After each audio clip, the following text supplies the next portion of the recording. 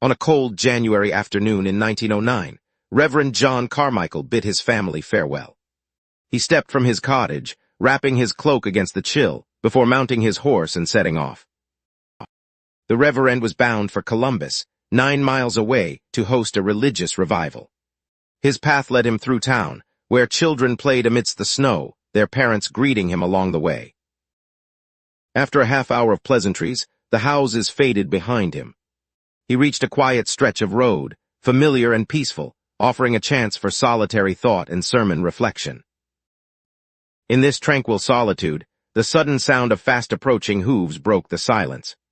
The Reverend turned, seeing a rough figure quickly closing the distance behind him. It was Gideon Browning, known for his erratic nature and drinking. He waved wildly, a wide, unsettling grin on his face. The Reverend, dreading the interaction, forced a polite wave in return. Gideon quickly rode up beside him, asking if he could join the journey. Despite his deep reluctance, the Reverend, mindful of his role, felt compelled to agree, immediately regretting the decision. Gideon wouldn't stop talking, filling the peaceful quiet with incessant chatter. His questions became increasingly invasive, probing into the Reverend's destination, purpose, and even his church holdings. Against his better judgment, the Reverend answered truthfully, revealing his Columbus revival and a church in Rattlerun. As he spoke, Gideon reached into his pocket and pulled out a silver coin. Gideon continued flipping the coin, a subtle, rhythmic sound. The Reverend, initially impressed, soon found himself drawn to the metallic spin and slap, feeling a strange, inexplicable sense of ease. The Reverend's questions ceased as he became fixated on the coin, drifting into a peculiar, relaxed state. Eventually, the two men arrived at a crossroads, where a general store stood. Gideon caught the coin, pocketed it, and both men halted. Despite his urgent need to reach Columbus, the Reverend found himself dismounting, tying his horse alongside Gideon's at the hitching post. Gideon turned, his grin wide, and declared they needed to stop for something.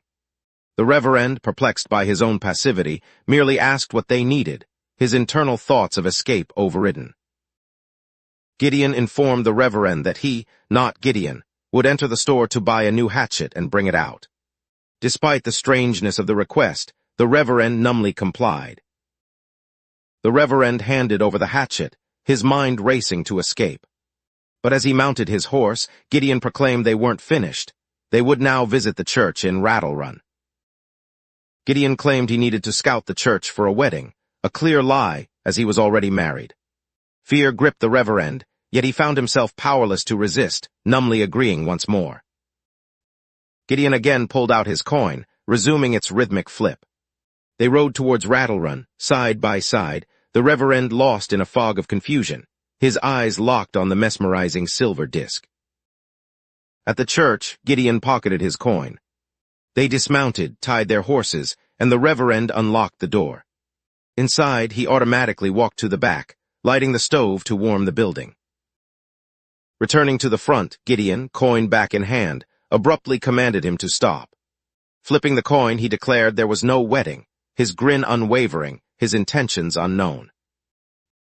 Terrified and bewildered, the Reverend watched as his left arm, then his right, rose without his command, outstretched to either side. He felt utterly helpless, a puppet on invisible strings. A horrifying realization dawned. Gideon had hypnotized him. But before he could react, Gideon's grin vanished, replaced by a deadly serious stare. The coin fell to the ground with a soft clink. The clink echoed in the silent church as Gideon dropped the coin. His eyes fixed on the Reverend, he began to move slowly, deliberately, closing the distance between them. The following day, around noon, the caretaker arrived at the Rattlerun church. He came to check on the building, knowing the Reverend was away in Columbus for a few days. Approaching the church, he immediately noticed a column of smoke rising from the chimney. Perplexed, he saw the front door was unlocked, a clear sign something was amiss. Instinctively, he drew his pistol, then flung open the door. Inside, the church was drenched in blood on pews, walls, and altar. He froze, horrified by the gruesome sight.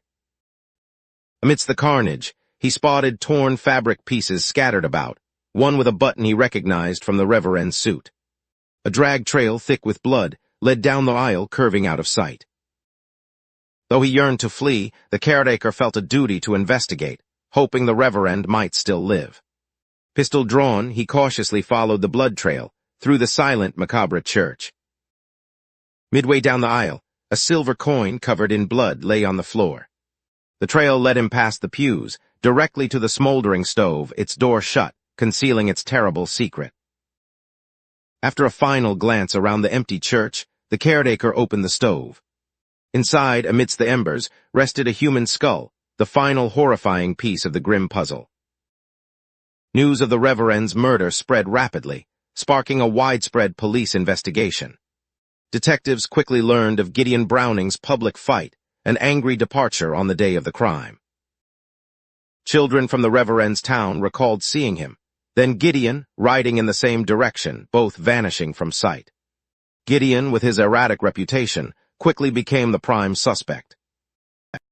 A multi-state manhunt began for Gideon. 3 days later, 500 miles away in Illinois, a man named John Elder, looking utterly dreadful, checked into a boarding house. The owner, Miranda Hughes, barely stifled a gasp at his ghastly appearance. Yet seeing his money, she set aside her fear and led him upstairs to a room on the second floor. Miranda offered him food, but John Elder, without turning, refused, claiming he was fasting. Then abruptly, he shut the door in her face, sealing himself away. For the rest of the weekend, Miranda left food outside his door, but it remained untouched. Concerned but also relieved, she largely ignored her withdrawn guest.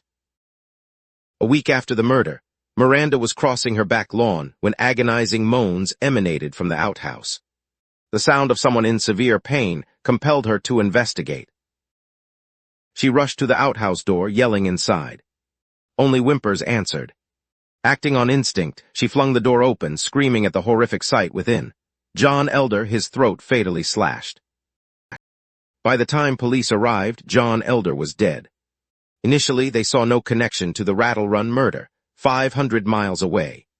Two distinct, unrelated tragedies. Then, a search of John Elder's pockets revealed a blood-stained letter. Addressed to the sheriff of Rattlerun, its contents hinted at a shocking, monumental discovery. The truth began to unravel. In the weeks before that fateful day, Reverend Carmichael had repeatedly encountered Gideon Browning, a strange frequency that fueled his growing paranoia. When Gideon approached him on the road, the Reverend, already on edge, saw not a coincidence, but evidence of Gideon's magical powers. The flipping coin became proof of hypnosis, a sinister spell. Convinced he was hypnotized and controlled, the Reverend became utterly passive. He agreed to Gideon's every suggestion, his own will overridden by his terrifying delusion. Later in the church, as the Reverend stood with arms outstretched, lost in his Christ-like delusion, Gideon accidentally fumbled the coin. It clattered to the wooden floor. To the Reverend, the dropped coin shattered the spell. Believing himself freed, a surge of adrenaline hit him. He ran, seizing the hatchet he had purchased for Gideon, his mind snapping. He forced Gideon to undress, took his clothes, then brutally hacked him to pieces. The Reverend then burned Gideon's remains in the church stove, erasing the evidence. The Reverend then shredded his own suit, scattering pieces around. He placed Gideon's skull in the stove, donned Gideon's dirty clothes, and fled, disappearing into the cold night. Back in Rattlerun, the police quickly determined the remains in the stove were not the Reverend's, but Gideon Browning's. The investigation shifted drastically. The initial suspect, Gideon, was now the victim. The murderer was clear, Reverend Carmichael. A manhunt, now for the Reverend, began at once. But before authorities could track him down, Reverend Carmichael, disguised as John Elder, took his own life in the Illinois boarding house outhouse, ending his desperate flight. The blood-stained letter found on his body was a confession. Written by a man consumed by delusion, it detailed his belief in Gideon's hypnosis and his distorted act of self-defense. A history of mental illness ran in the Reverend's family. In an era that disregarded such struggles, this horrific crime, fueled by delusion, likely could not have been prevented.